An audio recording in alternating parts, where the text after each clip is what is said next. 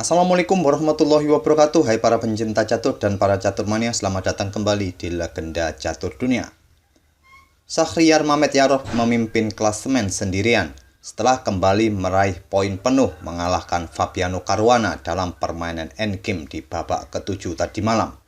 Sedangkan Alexander Grischuk tidak meneruskan tren positifnya, dia kalah oleh Levon Aronian. Dan berikut hasil-hasil pertandingan tadi malam dan klasemen sementara sampai babak ke-7 ini. Pagi ini kawan, kita akan ulas permainan Fabiano Caruana versus Mamedyarov. Dan kita langsung saja ke atas papan. Fabiano mengawali permainan dengan pion E4, dibalas Mamedyarov pion E5. Kuda F3, kuda C6, gajah B5, pembukaan Spanyol atau pembukaan Ruy Lopez opening. Dan dibalas dengan pertahanan dua kuda atau pertahanan Berlin dari Mamedyarov. Pion D3 ataupun langkah rokade bisa juga jadi pilihan bagi putih.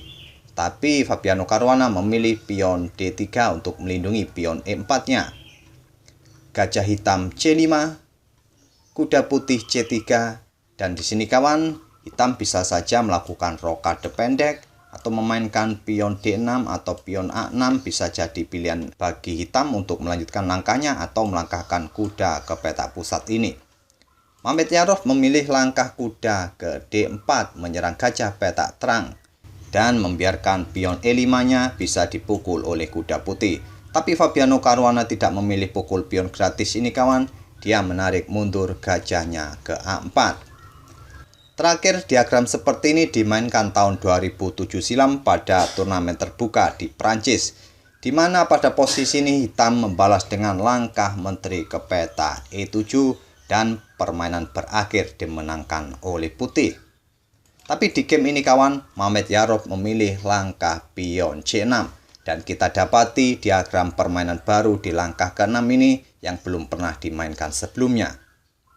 Dan apakah dengan variasi ini hitam bisa memenangkan permainan? Langkah berikutnya oleh Caruana memilih rokade pendek dibalas dengan pion D6 membuka diagonal petak terang bagi pengembangan gajah dan dibalas dengan langkah kuda pukul kuda D4 oleh Caruana. Tidak membiarkan kuda hitam terus-menerus di petak pusat yang bisa mengganggu semua pergerakannya nanti. Sesekara mungkin Caruana mengeliminasi kuda hitam yang cukup kuat di petak pusat tadi. Dipukul balik oleh gajah, sekarang pion H3 untuk mengontrol peta G4 dibalas dengan langkah yang cukup agresif kawan, pion G5. Dengan memajukan pion di lajur G ini, kemungkinan hitam tidak akan melakukan rokade lagi, akan menempatkan betengnya di lajur G nanti. Dibalas oleh Caruana dengan langkah kuda ke E2 menyerang gajah petak gelap hitam. Gajah ditarik mundur ke B6, sekarang pion C3. Memberikan atau membuka diagonal peta terang bagi gajah atau menteri untuk berkembang di langkah berikutnya, dibalas dengan beteng bergeser ke G8. Persiapan mendorong pionnya kembali maju ke peta G4 nantinya.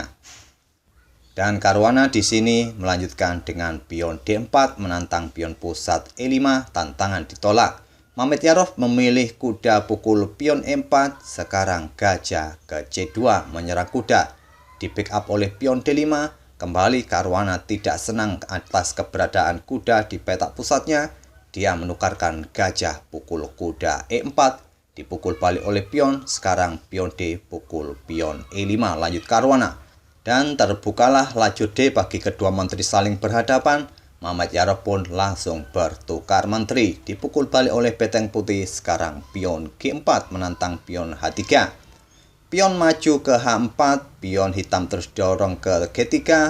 Pion putih tidak bisa pukul pion hitam ini kawan karena dia sudah kena pin, ataupun kuda jika pukul pion hitam ini akan tetap dipukul oleh beteng hitam nantinya. Jadi di sini putih atau Fabiano Caruana melanjutkan dengan langkah kuda D4 memblokade diagonal petak gelap. Gajah mundur ke D8 menyerang pion H4. Pion F pukul pion G3. Beteng pukul pion G3, selanjutnya pukul pion H4 dan dibalas Caruana dengan langkah beteng bergeser ke E1. Silakan gajah hitam pukul pion H4, beteng putih akan pukul pion E4 ini. Mamet Yarov tidak ingin pionnya dipukul oleh beteng putih, dia membackupnya dengan beteng ke G4. Sekarang gajah putih ke G5 melindungi pionnya atau menantang pertukaran gajah di sini. Tantangan diterima, gajah pukul gajah dipukul balik oleh pion. Jika beteng hitam pukul pion putih ini, pion hitam akan tewas oleh beteng putih.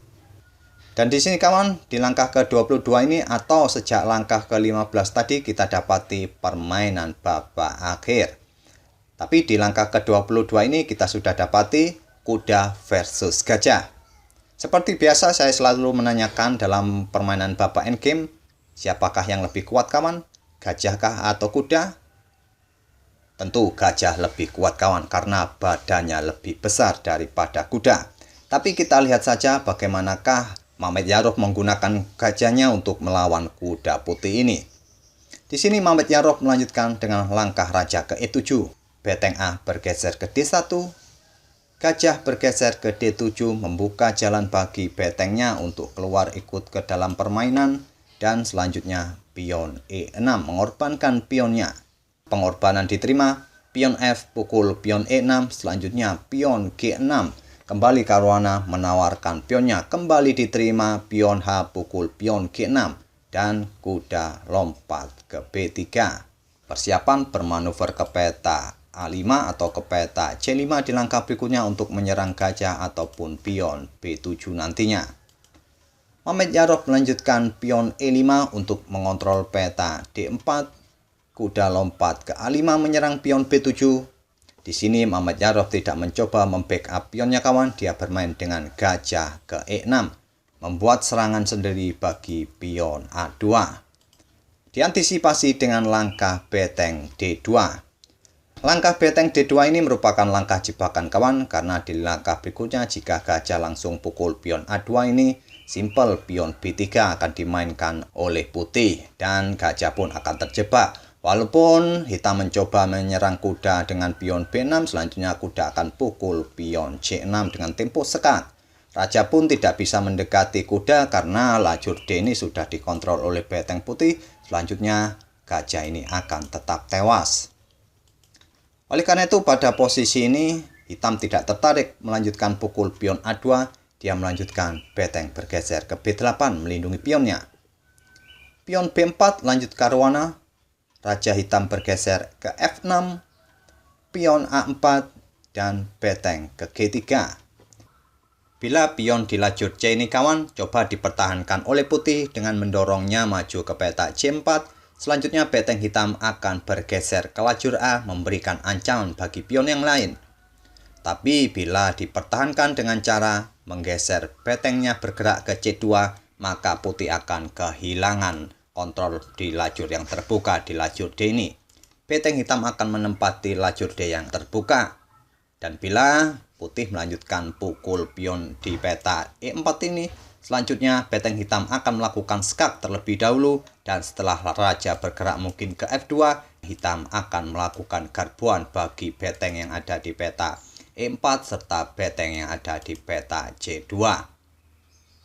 Dan pada posisi seperti ini tadi, putih tidak mencoba membackup pion C2-nya, dia memilih langsung pukul pion E4 dan dibalas dengan langkah gajah D5 menyerang beteng. Beteng bergeser ke H4, barulah sekarang beteng hitam pukul pion C3. Beteng putih bergeser ke H7 menyerang pion B7, pion B6 menyerang kuda, dan kuda pukul pion C6. Langkah ini adalah langkah pengorbanan sementara kawan, karena di langkah berikutnya Mamet Yarov pukul kuda ini dan dibalas Caruana dengan langkah beteng C7, mengepin gajah terhadap betengnya dan nanti akan memainkan pion B5. Di sini Mamet Yarov merespon dengan langkah beteng C1 skak, raja ke F2, beteng ke F8 persiapan discover check, dan dibalas tentu saja dengan pion B5 ingin mendapatkan satu perwiranya kembali. Raja hitam bergeser ke E6 open skak, raja ke G3, beteng C3 skak, raja ke H2, beteng H8 skak, raja ke G1, dan di sini Mamet Yarov mengorbankan perwiranya sementara. beteng H1 skak. Langkah pengorbanan sementara kawan, tentu saja dipukul oleh Raja Putih. Selanjutnya Mehmet Yarov pukul pion G2 dengan gajah skak. Dipukul oleh beteng putih dan beteng hitam pukul beteng putih di C7. Selanjutnya beteng putih pukul pion G6 skak. Raja bergeser ke D5.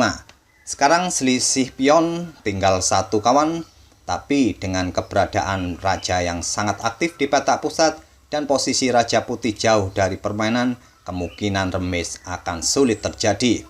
Biasanya dalam permainan endgame antara raja plus beteng, kemungkinan jika selisih satu pion masih bisa terjadi remis.